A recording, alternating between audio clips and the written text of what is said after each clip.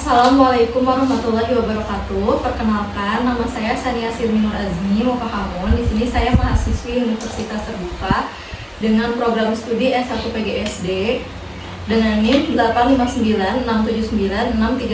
859679636. Di sini saya akan melakukan wawancara yaitu terkait anak berkebutuhan khusus, yaitu anak yang memiliki gangguan pendengaran.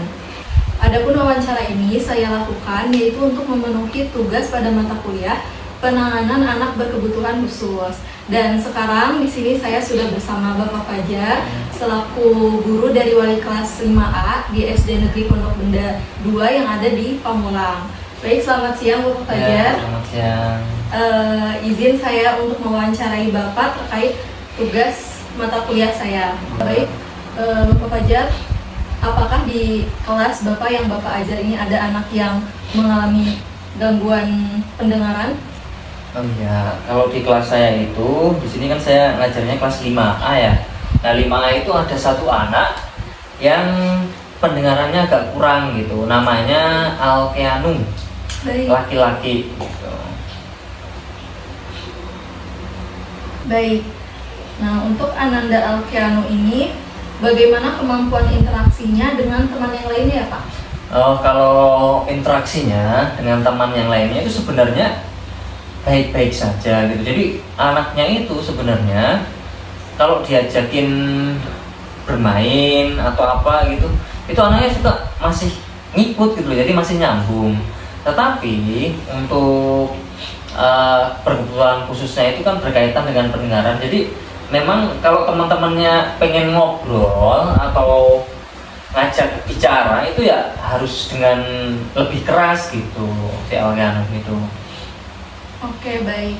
Lalu untuk strategi yang bisa dilakukan agar anak bisa mengikuti pelajaran dengan baik, biasanya seperti apa Pak? Oh, kalau strategi saya sih, kalau Alkeanum ini kalau duduk pas waktu pelajaran pasti selalu saya taruh di paling depan gitu. Jadi tidak boleh kalau si Alkeanum ini di belakang, karena yang bermasalah kan pendengaran. Walaupun dia itu kalau kita ajak ngobrol kita cuma pelan-pelan itu nggak bisa gitu loh. Nah, jadi harus keras, dan mungkin kalau pas menjelaskan juga makanya dia ditaruh di depan itu biar dia juga ikut dengar gitu. Tapi juga kadang ada yang sedikit kelewat gitu loh. Jadi anaknya juga walaupun kita ngomongnya keras kadang juga nggak nyambung gitu. Jadi ya memang harus pelan-pelan ngomongnya gitu. Bahkan ada pendampingan khusus sendiri, maksudnya kalau anak-anak yang lain kan kita cukup menerangkan selesai bisa mengerjakan gitu. Tapi kalau khusus Alkeanum ini kita menerangkan kembali gitu. Jadi kita dekatin, kita tanya, kita kasih penjelasan. Penjelasannya ya sangat jelas gitu. Jadi nggak boleh langsung cepet-cepet gitu. Jadi penyampaiannya perlu pelan-pelan ya. Perlu sesekali diulang mungkin gitu ya Pak.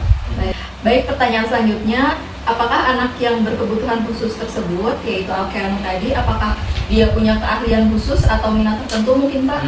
Minat tertentu. Jadi kalau Alkeanum itu memang kalau kognitifnya atau dalam hal pelajaran itu kurang gitu.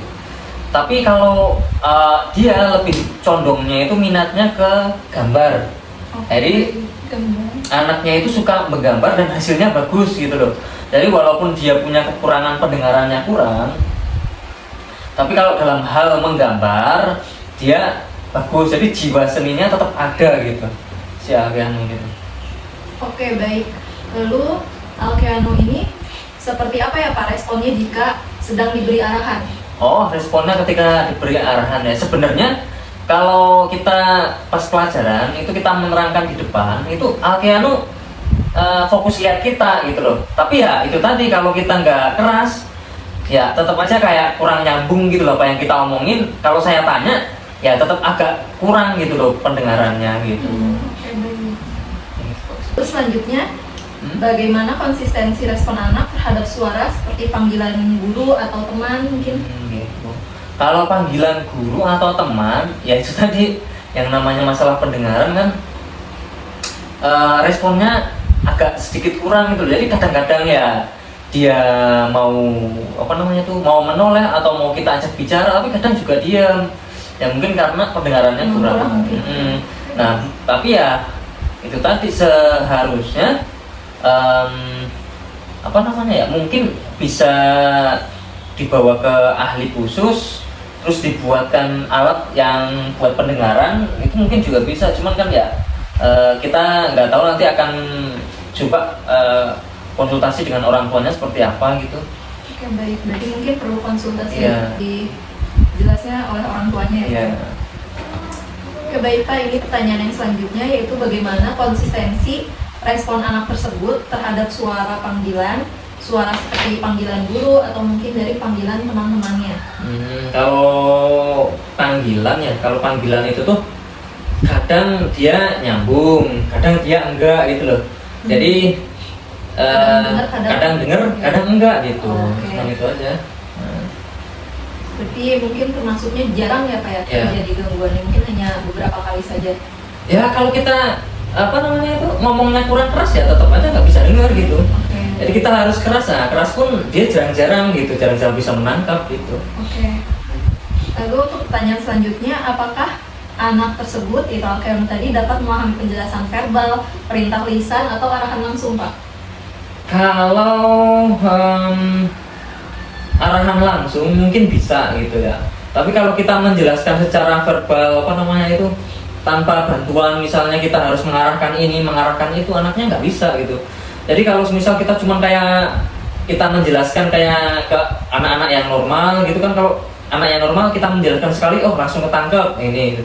Cuman kalau si ya ini yang berkebutuhan khusus ini memang harus apa namanya itu harus diarahin gitu dengan pengarahan. Kita harus mendekatinya, terus kita arahin harus ini harus itu dengan suara yang sedikit lebih keras gitu. Oke, berarti mungkin butuh pengarahan yang lebih khusus Yeah. dan jelas ya Pak ya. Yeah. Oke, baik. Lalu untuk keaktifan anak tersebut dalam mengikuti pelajaran, menjawab pertanyaan atau pada saat diskusi kelompok itu bagaimana Pak? Gitu. Kalau aktif dalam pelajaran sih enggak, bahkan anaknya cenderung pendiam gitu.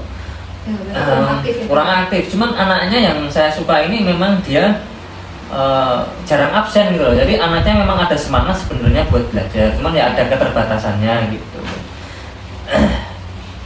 Lalu untuk pertanyaan yang terakhir, apakah relasi anak dengan teman ada ketertarikan untuk bermain, berkomunikasi, serta ekspresi emosionalnya seperti apa ya Pak? Oh ya, kalau seperti itu yang seperti sudah saya jelaskan tadi, jadi anak itu sebenarnya mau untuk bermain bersama temannya gitu. Jadi dia ada kemauan untuk apa bermain sama temannya, tapi kadang kan temannya juga mungkin ngajak bermainnya yang sekiranya dianya tahu gitu loh, kan susah juga anak mau berkomunikasi mau gimana juga harus keras gitu suaranya gitu.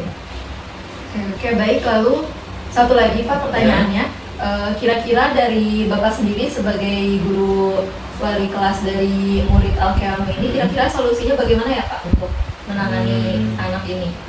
Kalau saya sih sebenarnya coba mau apa namanya itu berkomunikasi dengan orang tuanya gitu loh. Barangkali nanti bisa dipakaikan alat yang bisa untuk apa namanya itu untuk membantu pendengaran gitu yang bisa ya mungkin memang harganya mahal gitu kan.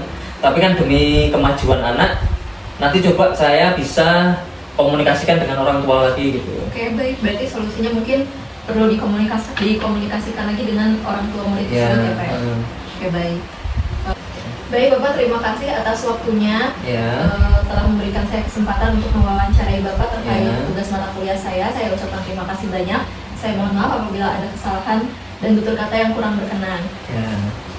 Nah, itulah wawancara yang sudah saya lakukan tadi, yaitu terkait anak berkebutuhan khusus dengan gangguan pendengaran. Dan saya cukupkan sekian video wawancara pada kali ini. Saya akhiri, wassalamualaikum warahmatullahi wabarakatuh.